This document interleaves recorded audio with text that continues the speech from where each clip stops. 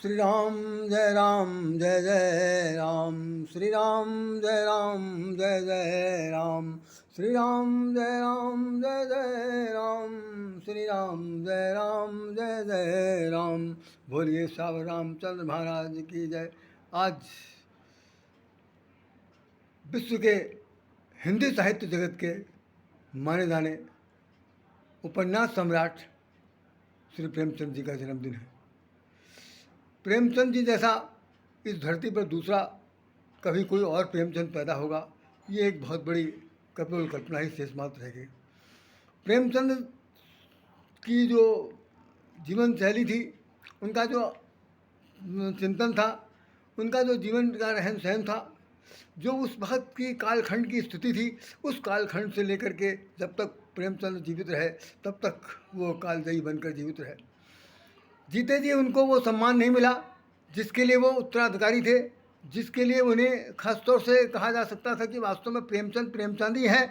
इस बात की जो परिभाषा है, परिचय है, ये वो केवल उनको तब मिला जब वो इस संसार से सदा के लिए विदा हो गए। बहुत सी ऐसी घटनाएं घटती हैं। उन्होंने अपने जीवन में इतने उपन्यास लिखे, और गबन लिखा, गोदान लिखा, कर्मभूमि लिखी और रंगभूमि लिखी, और प्रेमचंद की सर्वश्रेष्ठ कहानियाँ हम सब लोगों ने अपने विद्यार्थी जीवन में पढ़ा होगा। उन सभी पढ़े हुए विद्यार्थी जीवन में पढ़े हुए जो तमाम सारी कहानियाँ, उन कहानियों पर अगर एक बार दृष्टिपात करें तो ऐसा लगता है कि उन कहानियों में प्रेमचंद जी स्वयं उस कहानीकार नहीं है, बल्कि उस कहानी के पात्र होकर के जीवित रह रहे हैं। आज असंख्यों, मैं कह रहा हूँ कि प्रेमचंद के साहित्य को पढ़ करके लोगों ने तमाम सारी कितनी सारी डिग्रियाँ ले ली हैं, कितने सारे डॉक्टर बन गए, और वो स्वयं कई लोग तो बड़ी भ्रम में रह रहे हैं कि वो अपने आप को स्वयं प्रेमचंद मान बैठे। हम नाम नहीं लेना चाहते, लेकिन फिर भी एक साहित्यिक रचना होने के नाते मैं आपसे सबसे बताना चाहता हूँ कि कोई राजेंद्र कुमार है, कोई वीरेंद्र कुमार है, कोई कुछ है, और कोई छोटे मोटे भी बहुत सारे लेखक हैं, कवि हैं, साहित्यकार हैं। एक उपन्यास लिख दिया, 2 उपन्यास लिख दिया, 10 ठो कहानियाँ लिख दी, इधर उधर की चोरी करके लिख दिया, कुछ भी कर लिख दिया, और वो ये मानने लगे कि मेरे बराबर कोई कथाकार नहीं है। 10 दिन बाद उनका मंचन हो रहा है, उनके नाटक किए जा रहे हैं। उनके बारे में जो छोटे छोटे बच्चे हैं जो शोध कर रहे हैं, जिनको नहीं मालूम कि वास्तव में क्या होता है, क्या लेखन का दायित्व क्या है, लेखन किस गहराई तक नापा जा सकता है, इसके बारे में बहुत तो बच्चों को मालूम नहीं। तो उन लिखे हुए लोगों के चरणों में शीश झुकाकर वो कहते हैं कि आप ही काल देंगे। मतलब कहना नहीं चाहिए कि जो सच नहीं है उस सच को सच मानने के लिए तैयार हो गए, उन बच्चों को बताया जा रहा। मैं आपको बताना चाहता हूँ कि कहानी लिखने की एक बहुत बड़ी कला होती है। जैसे कहानी में 6 पद होते हैं। कहते हैं कि भाई पहला कथानक, कथोपकथन, पात्र का चरित्र चित्रण, देश काल, और साथ साथ यह है कि वे उसका उपसंहार और वह संवाद इत्यादि जो बातें हैं, 6 चीज़ें उसके सामने जड़ी जाती हैं। इन चीज़ों पर से ऐसा शीर्षक, छठा शीर्षक है कि बस शीर्षक है, देशकाल हो गया, चरित्र चित्रण हो गया, संवाद हो गया, कथानक हो गया और कथोपकथन हो गया। इन सब चीज़ों को मिला करके एक जो सम्मिश्रण बनता है उसका नाम कहानी है। उसी का विस्तार रूप उपन्यास कहलाता। वैसे अगर उप को अलग कर दिए, न्यास को अलग कर दिए, तो न्यास का माना होता है ट्रस्ट। अंग्रेजी में ट्रस्ट मीन कोई बहुत बड़ी विस्तार, किसी की जीवन घटना का पूरा चित्रण करा देना, उस व्यक्ति विशेष के जीवन से जुड़े हुए जितने भी लोग हैं उन सभी लोगों की प्रस्तुति करना, उनके चरित्र को भी उजागर करना, ये उपन्यासकार का काम है। और प्रेमचंद ने इस बात को करके दिखाया। उनकी तूली में वो दम था। उन्होंने उपन्यास लिखते समय इतने मुहावरे का, इतने कथन क्या उपयोग किए कि आज की तारीख में किसी आदमी, किसी क्षमा चाहता हूँ 100 बार तो बात, इतनी तमीज़ नहीं है कि वो उस तरह के उपन्यास लिखने में वो मुहावरों का प्रयोग कर सके, जिसको उन्होंने अपने ढंग से इस्तेमाल किया। और मैं कह रहा हूँ कि भाई प्रेमचंद की कहानियाँ का, चाहे कहानियों का मैं नाम गिना दे रहा हूँ, चाहे आपका ईदगाह हो, चाहे जुलूस हो, चाहे प्रेरणा हो, चाहे 2 बैलों कथा हो, चाहे आपका 100 सेर गेहूँ हो, शतरंज के खिलाड़ी हो, और क्या कहते हैं कि और कई एक हैं कि जिसमें उनका नाम आता है साथ साथ, और जैसे नमक का दरोगा है, और बूढ़ी काकी है, और एक नाम और है जिसमें कफन है, पूस की रात है, अन्य पता नहीं कितने कितने नाम हैं। उन सभी नामों के बीच में प्रेमचंद, और हमने उनकी बहुत सी कहानियाँ पढ़ी। उनके हमने एक उपन्यास वरदान पढ़ा, निर्मला नामक उपन्यास पढ़ा, वरदान पढ़ा, गमन पढ़ा, गोदान पढ़ा, कर्मभूमि पढ़ा, और ये रंगभूमि पढ़ा। इन सभी उपन्यासों के बीच में हमने एक चीज़ खास तौर से देखी कि प्रेमचंद प्रेमचंद फिर प्रेमचंद थे और उन्होंने उसके बाद तो दूसरे ज़िंदगी में वफा नहीं। और उनके बारे में एक बात कही जाती है, उनके बारे में हम एक बार हमारे यहाँ एक गोष्ठी हुई थी जिसमें प्रेमचंद के व्यक्तित्व और कृतित्व पर प्रकाश डालने के लिए उसमें तत्कालीन यहाँ के उत्तर प्रदेश के महामहिम थे, माननीय अब तो दिवंगत हो चुके हैं महामहिम श्री विष्णुकांत शास्त्री जी। उनके प्रमुख सचिव थे डॉक्टर शंभुनाथ जी को विशेष अतिथि के रूप में वहाँ बुलाया गया था और वो हमारे सभागार में बोलने के लिए आया था। बहुत गजब का गहन अध्ययन, बहुत गजब की उनकी वाणी थी। और शंभुनाथ जी ने बताया कि प्रेमचंद जी जिस वक्त जितना लिखते थे, लिखने के बाद उनका एक किसी प्रकाशक से संपर्क हो गया। प्रकाशक संपर्क करने के बाद वो उसमें उनका पैसा नहीं दे रहा था। कहानी लिख गई, कहानी छप गई, किताब छप गई, उसका रॉयल्टी भी देने के लिए नहीं तैयार हुआ। तो एक दिन ऐसा कहा जाता है प्रेमचंद जी जो हैं वो उस वक्त क्या पहनते थे, एक धोती पहनते थे। धोती की स्थिति ये थी कि आधी घुटने तक की धोती होती थी और एक छोटा सा अंगोछा गर्दन पर डाल लिया, कुर्ता पहन लिया, फटा हुआ चमड़ौधा जैसा चप्पल पहन लिया और चले गए दिल्ली में। बताते हैं वो शंभुनाथ जी के शब्दों में बोल रहा हूँ। शंभुनाथ जी बता रहे हैं कि वो दिल्ली में पहुंचे, वहाँ कैनाट प्लेस है। कैनाट प्लेस के पास एक बहुत बड़ी बिल्डिंग है। उस बिल्डिंग के अंदर वो प्रकाशक रहता था और प्रेमचंद ऊपर से उसको बुलाना चाहते हैं। कई लोगों से संपर्क करते हैं कि भाई ज़रा इस नाम को बता दीजिए, ज़रा कहिए कि प्रेमचंद जाए। जब वो उसके पास संदेश पहुँचा, उसने कहा कौन प्रेमचंद भाई? प्रेमचंद को हम किसी को जानते हैं। हमने किताब छाप दिया और वो प्रकाशित हो गई, पूरे मार्केट में चल रही है। जो उसका रॉयल्टी होगी जब मेरे पास होगा तब देंगे। प्रेमचंद जी उससे किसी तरह से व्यक्तिगत तौर पर मिल पाए, आखिर में उनको उसने पैसा नहीं दिया और बताते हैं उल्टे पांव उनको आना पड़ा। और कुछ लोगों का कहना है कि आधा दिया, कुछ पैसा दिया, कुछ नहीं दिया, वापस चले आए।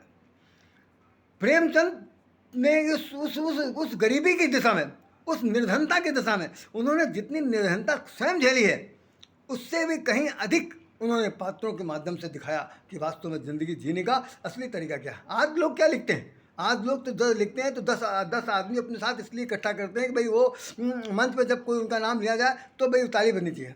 मंच पे जब कोई नाम लिया जाए तो उन्हीं का नाम आना चाहिए। जब अगर कोई बोलना शुरू करे तो केवल उन्हीं की ज़बान आनी चाहिए। अगर किसी को पुरस्कार मिल रहा हो तो उन्हीं मिला चाहिए। प्रेमचंद ने कभी इस पुरस्कार के लिए, नाम के लिए, तालियों की कभी भूखे नहीं थे। उन्होंने कुछ नहीं किया। उन्होंने सिर्फ केवल चरित्र को लिखा और चरित्र चित्रण को लिखा। मैं आपको यहाँ पर कुछ ज़्यादा नहीं, 2 शब्द बोलना चाहता हूँ। बूढ़ी काकी का उदाहरण सुन लीजिए, बूढ़े कफन का उदाहरण सुन लीजिए। अरे इन दोनों कहानियों को जिस तरह से उन्होंने जीवांत किया है, पूस की रात का जिस प्रकार जीवांत किया, अजी साहब इस धरती पर मैं तो, जहाँ तक मैं एक साहित्यकार के रूप में यदि अपने आप को प्रस्तुत करना चाहूँ तो मैं कह सकता हूँ कि मैं भी उनके सामने कुछ भी नहीं हूँ। दूसरे लोग तो पता नहीं क्या अपने आप को समझ रहे हैं। मैं उनकी समझदारी को एक प्रकार की भूल समझता हूँ और कुछ नहीं समझता। देखता हूँ मैं 2 उपन्यास अगर उन्होंने लिख दिया तो कम से कम कुछ नहीं तो उस उपन्यास को लेकर के पूरे साल भर तक रोज पर चर्चा। अरे परिचर्चा हो रही, कभी परिचर्चा में क्या चीज़ चर्चा निकल रही समझ में किसी को नहीं आता। पेपर में छप जाना चाहिए, नाम आ जाना चाहिए, इसके नाम की बुक है। मैं जो एक बार ये हुआ कि एक वहाँ कार्यक्रम हो रहा था, ये पुस्तक मेले में मैं गया तो वहाँ पर एक शायर महोदय आए हुए थे और उनका जब नंबर आया बोलने के लिए तो मैं भी वहाँ पर बैठा हुआ था, सुन रहा था कि भाई क्या हो रहा, क्योंकि हम तो पुस्तक खरीदने गए थे। लेकिन मेले में एक मंच बनाया जाता है जहाँ पर साहित्यकार लोग बैठते हैं। खैर साहब जब उनकी बारी आई तो उन्होंने एक जुमला कस रखा था। जैसे ही शुरू हो कि अब तो ताली बजनी चाहिए। फिर एक उन्होंने शायरी की कोई एक लाइन पढ़ी, भाई अब तो ताली बजनी चाहिए। फिर एक बार तो 3-4 बार ये हुआ कि अब तो ताली बजनी चाहिए, अब तो ताली की होती है, अब तो ताली होती है। तो भाई मेरे पड़ोस में जो बैठे हुए थे वो साहित्यकार थे या श्रोता थे मुझे नहीं पता, तो वो कह रहे आप ताली नहीं बजा रहे। तो मैंने कहा मैं किस बात की ताली बजाऊँ भाई, जब मेरी समझ में नहीं आ रहा है कह क्या रहे हैं, केवल ये ताली बजवाने के लिए यहाँ पर आए हुए हैं। तो ऐसी स्थिति में इनके मन में क्या है, एक भूख है, प्रसन्नता की भूख है, केवल झूठी भूख है, झूठी शान के लिए भूख है। प्रेमचंद ऐसा व्यक्तित्व इस संसार में नहीं है। हमारा एक इनके बारे में एक लेख दैनिक जागरण में छपा था 2004 में। उसी दिन 31 जुलाई को दैनिक स्वतंत्र भारत में छपा प्रेमचंद का कृतित्व और व्यक्तित्व।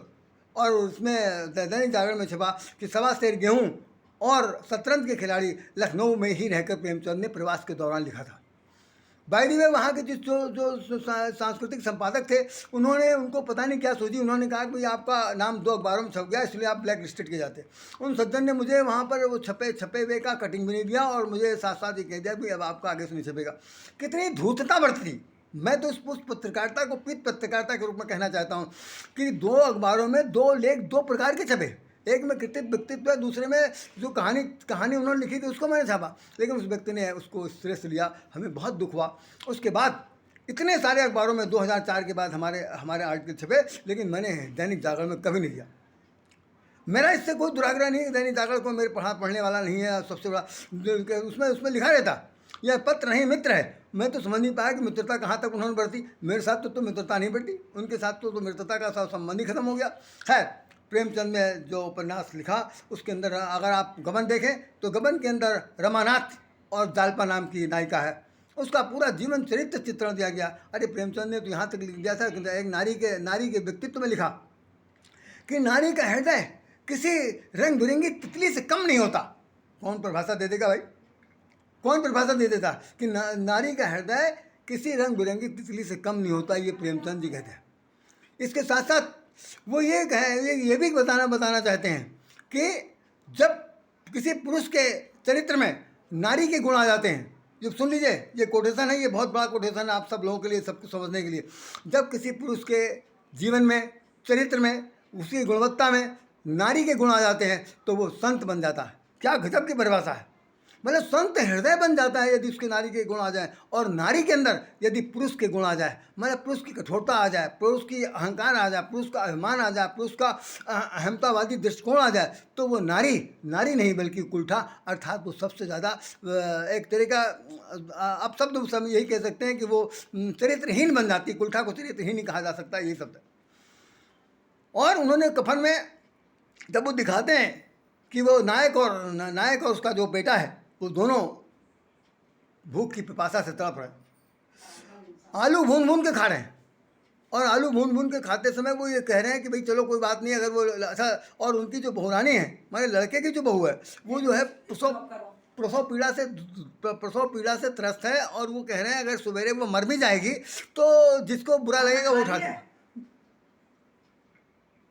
जिसको बुरा लगेगा उठा लेगा, सब्जी भी फेंक दी हमने, जिसको बुरा लगेगा उठा ले जाएगा। लेकिन हम लोग तो अभी इस वक्त तो मेरी भूख की जो तसरा है, मेरी जो पैसा है, उसका कैसे समाधान हो सकता है। ऐसी स्थिति में उन लोगों ने आलू खाना शुरू कर दिया। और सवेरे जब उसकी ये वाकई मृत्यु हो गई तो लोगों ने चंदा इकट्ठा किया। चंदा से भी उन लोगों ने क्या किया कि चंदा को लेकर के चंदे से लेकर के दोनों ने शराब पी। और शाम को बैठ करके वो कह रहे हैं कि कोई बात नहीं, ये तो ज़िंदगी का रोज चलता रहता। तो यहाँ पर एक बड़ी खास बात बताएगी कि कफन के लिए चंदा इकट्ठा करना पड़ा। कफन के लिए उन दोनों की जो भूख थी उसमें उनकी धृष्टता प्रकट होती है, उनकी निर्दयता प्रकट होती है, उनकी हार्दिक क्या कहना चाहिए हृदय विहीनता प्रकट होती है दोनों बाप बेटों की। और वो क्या चाहते थे कि उस प्रसव के पीड़ा से त्रस्त जो महिला है उसके गर्भ में पलने वाला बच्चा इस धरती पर उगते हुए सूरज को नहीं देख सकता। और वो दोनों जो है वो प्रसूति और वो पुत्र दोनों की जो स्वर्गवास हो जाता। बहुत ही विभत्स कांड उसमें दिखाया गया है। और बात में ये है कि भाई प्रेमचंद ने ये कहा कि उनकी सबसे बड़ी जो त्रुटि थी वो यही था कि वो भूख के मारे तड़प रहे थे। उनके भूख, और वो भूख से वही भी तड़प रही थी, उसकी तड़प को तड़प नहीं समझा। लेकिन उन्होंने जो सबसे बड़ी गलती की, उनकी जो आदत थी उस आदत का भी उन्होंने विभत्स चित्रण करा दिया। यही स्थिति हमने उसमें देखा बूढ़ी काकी में। बूढ़ी काकी की हालत क्या है। अरे मैं कह रहा हूँ कि पूरे समाज के अंदर जितने भी घर के अंदर बूढ़े पुरानिया लोग रहते हैं, उन सभी बूढ़े पुरानियों की जो जिभ्या की लालसा है, जीभ से कुछ चाटने की आकांक्षा है। यद्यपि वो भूखे नहीं होते हैं, लेकिन एक वजह से बचकानापन उनमें होता है। लो ज़रा सा चाट के देख लें, ज़रा सा कैसा बना देख लें, इस भावना को देख लें। इस भावना के लिए वो बूढ़े लोग जो हैं हमेशा तिरस्कृत किए जाते हैं, उनकी निंदा की जाती, उनका बहिष्कार किया जाता। यहाँ तक कि जैसे कि वो जो बूढ़ी काकी हैं, उन्होंने अपने भतीजे को पूरा राजपाट लिख दिया था, पूरा धन दौलत संपत्ति सब लिख दी। और उसके बेटे का तिलक हो रहा है, और तिलक के अंदर सबसे हलवाई लगा हुआ, आने जाने वाले खाना पीना सब कुछ खा रहे हैं। उनके घर में एक उसकी बेटी जो है, वो बेटी सोच रही कि हमारी जो दादी हैं वो तो अंदर कमरे में बैठी हैं, उनको तो कुछ पता नहीं। तो वो बेटी जब मिलने के लिए जाती है तो दादी कहती है कहाँ बना है। तो वो कहती पूरी बन रही है। अरे तो बहुत अच्छी बन रही होगी, लाल बन रही होगी, फूल कुप्पे की तरह दिखाई पड़ रहा होगा। तो बिटिया देखने में तो बहुत अच्छा लगता हो, हमको भी खिलाओ। बिटिया जो है वो जाती है, वो लड़की जाती है अपने जो उसका क्या कहते हैं बच्चों का होता है पिटारा, जिसमें गुड्डा गुड़िया रखे जाते थे, उस गुड्डा गुड़िया में वो पूरी रख करके लाती है और उसको चाव से बड़े खाते समय वो इतना चटर चटर जीप चलाती है, हाय बहुत अच्छा बना होगा, कितना अच्छा बना होगा, कितना अच्छा बना, ऐसे करके 2-3 बार प्रक्रिया हुई। उसके बाद घटना घटी कि रात 12 बज गए, सब लोग चले गए जो आए थे अतिथिगण, और उसके बाद सब लोगों सो गए। जो लालटेन था उस वक्त बिजली नहीं होती थी, तो लालटेन की रोशनी मध्यम कर दी गई और सब लोग सो गए।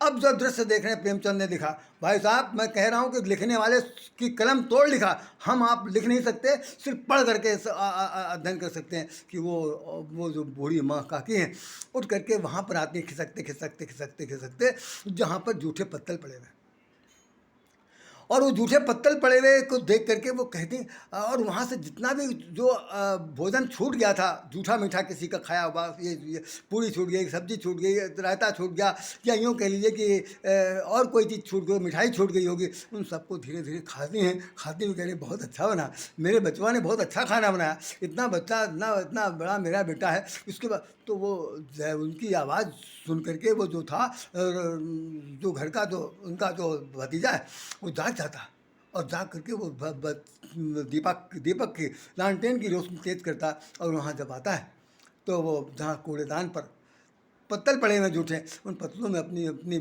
काकी को जूठा खाते हुए जब देखता है तो वो सर पटक लेता है और कहता है, इस दृश्य को उन्होंने इतने मार्मिकता के साथ, इतने हृदय विदारक चित्रण के साथ उन्होंने प्रस्तुत किया, मैं चैलेंज से कह सकता हूँ कि कोई माई का लाल इतना अच्छा बूढ़ी काकी के बारे में नहीं लिख सकता। और वो उन्हें उठा करके गोद में उठा कर लाता है, पहली बार तो गोद में लिया, उठा कर पटक दिया था उस कमरे में, कहाँ से कमरे से निकल के बाहर ना आना। और आज यह है कि उसको अपने अपने किए हुए पर उनके द्वारा अपने द्वारा उनका तिरस्कार करने पर, उनकी संपदा पर राजा बने बैठेगा, आज उसे बड़ा प्रायश्चित हो रहा। और प्रायश्चित होने के बाद वो अपनी माँ उनसे कहता है कि मुझसे बहुत बड़ी गलती हुई, हे भगवान हमें आप माफ़ नहीं करना, मैं सज़ा का भोगी हूँ, अब मुझे माफ़ न करना। और वो अपने उनके चरणों में गिर पड़ता। खैर बूढ़ी भाभी का कथन अगर जिस किसी ने ये कहानी पढ़ी होगी तो उसको और विस्तार से पता होगा। ऐसे ही शतरंज के खिलाड़ी का है, इसी तरह ईदगाह का वर्णन देख लीजिए। हमीद की स्थिति क्या है कि उसकी संवेदनशीलता देखिए कि वो बच्चों के साथ जाता है खेल खिलौने के लिए, लेकिन चिमटा खरीद के लाता है। क्यों? कि उसकी दादी का हाथ जल जाता है रोटी सेकते समय। 5 वर्ष के बच्चे को, 6 वर्ष के बच्चे को, 7 वर्ष के बच्चे को ये मालूम है कि यहाँ हाथ जल सकता है, हाथ जलने में जलन की कितनी पीड़ा हो सकती है। आज के 10 साल, 12 साल, 15 साल के लड़कों को देखिए, अरे माँ बाप से मारपीट कर सकते हैं। इस कहानी से उनको कोई सबक सीखने का मौका नहीं मिल सकता। हमें कुछ सिखाया ही नहीं जाता, कॉलेज में कुछ पढ़ाया नहीं जाता। जो प्रेमचंद ने पढ़ा दिया, और वो उसमें ईदगाह के संबंध वो लाते हैं। 2 बैलों की कथा के अंदर आप देख लें कि वो बैल को कैसे एक कसाई लेकर जा रहा उसको पकड़ कर लाकर मालिक के सामने रखा गया। और तमाम तरह के हैं, प्रेरणा है, आपका जुलूस है, रामलीला है। कहाँ तक मैं वर्णन करूँ कि उन कहानियों में से यही बात लिखी हुई है कि प्रेमचंद जीवंत जीवन जीने वाले व्यक्ति थे। वो कभी मृत्यु नहीं हो सकती, और भले ही कोई उनके नाम को लिख करके ये कहे कि मैं प्रेमचंद हूँ, प्रेमचंद जैसा हूँ, तो वो उसके बराबर ना समझ फिलहाल तो साहित्य जगत में कोई नहीं हो सकता। ये बात अलग है, वो जो मन में आए सो कहता रहे। मैं एक बात और बताना चाहता हूँ कि एक ऐसा अवसर आया कि 2004 में हमारे एक मित्र थे, उन्होंने मुझसे कहा कि मुझे जरा से जाना है विंध्याचल देवी दर्शन करने के लिए। खैर भाई हम लोग भी तैयार हो गए। तो वो जहाँ रहते थे वो मुझे तब पता चला कि जब मैं वहाँ पहुँचा तो देखा कि भाई ये तो इस मोहल्ले का नाम राम कटोरा है। अरे मुझे इतना खुशी हुई कि उस मोहल्ले के अंदर घुसने से पहले ही जहाँ से उसका प्रारंभ होता था वहीं पर हमने उनका रथ सिर पर लगा लिया कि हमने कहा अरे यही राम कटोरा है जहाँ पर प्रेमचंद जैसे सरीखे महान सम्राट पन्नास सम्राट रहते थे। मेरे लिए बड़े सौभाग्य का विषय है कि हम उस गली गुचे में एक बार होकर के आए हैं। और देखिए जिस वक्त प्रेमचंद की मृत्यु का समय आया, उनको अल्सर हो गया था पेट में, और उनकी पीड़ा इतनी असह्य हो गई थी कि उनकी मृत्यु बहुत करीब आ चुकी थी।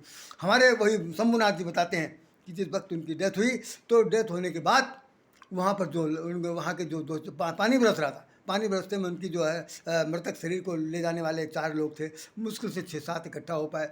तो दूर से एक आदमी कह रहा था, हैं ये कौन है भाई? तो पता चला कि वो मुंशी प्रेमचंद। अरे मुंशिया गुजर गवा।